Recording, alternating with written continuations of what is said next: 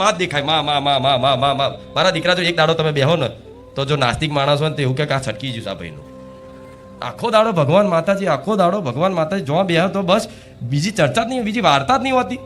તો આ નામ ભક્ત કહેવાય, આ નામ ભક્ત કહેવાય કે રાત દિવસ જ્યાં બેસો ત્યાં તમને ભગવાન માતાજીની ચર્ચા કરવાની તમારી વાણી ઉત્સાહિત થતી હોય. કાંચન તમારા ભગવાન માતાજીને ચર્ચા સાંભળવામાં લાલાયિત રહેતા હોય. બસ ક્યારે મને કોઈ સંભળાવે કોઈ વાત, અને ભગવાન માતાજીની વાત સાંભળતા આનંદ આવે.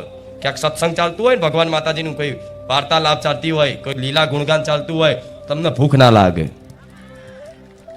તમને વ્યસન હોય ને વ્યસન, અત્યારે તમને પડીકી વગર નહીં ચાલતું હોય 2 કલાક, પણ અહીં બેઠા એટલે 2 કલાક ખેંચાઈ જાય ખબર નહીં પડતી. ભલે પછી બહાર જઈને ફાંકો મારો. સાચું ખોટું? દીકરીઓ ખાવ છો?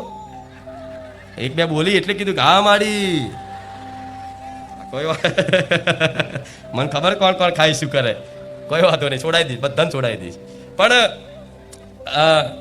આવો પ્રેમ આવી રાત દાડો તમને બસ ભગવાન માતાજીનું સાંભળવામાં આમ બસ 2-4 મિત્રો કે 2-4 બહેનપણી ભેગી થઈને ભગવાન માતાજીની ચર્ચા ચાલુ થાય ને એટલે ટાઈમ નીકળી જાય, ખબર ના પડે. ભૂખ લાગે તો ભૂખ મરી જાય, તરસ જતી રહે.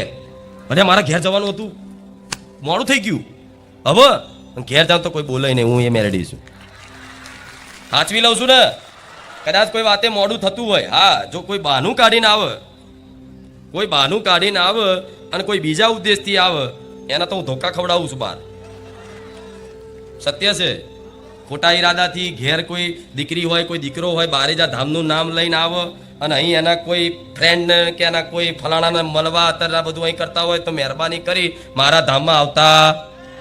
આ ના નહોતું કહેવું પણ મારે કહેવું પડ્યું. એનું કારણ છે કે તમારા માતા પિતા તમે વિશ્વાસ કરીને તમને મોકલતા હોય તો એ વિશ્વાસ મારા ભરોસે મોકલે છે, મારા વિશ્વાસે મોકલે છે કે મારી દીકરી મારા ખુખાર મેલડીના ધામે જાય છે. અને જો ક્યાંક એક દીકરો હોય કે દીકરી હોય ક્યાં કાઢી એવી વાત થઈ તો માતાએ 100% એવું કહું છું કે એનું પરિણામ તમારે ભોગવવું પડશે ને.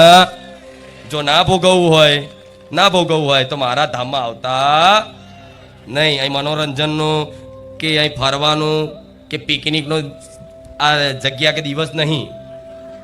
સમજ્યા? બધી જાતના લોકો આવતા હોય, મને બધી ખબર હોય, પણ 100%માંથી 30% હોય એવા, 20% હોય, 10% હોય.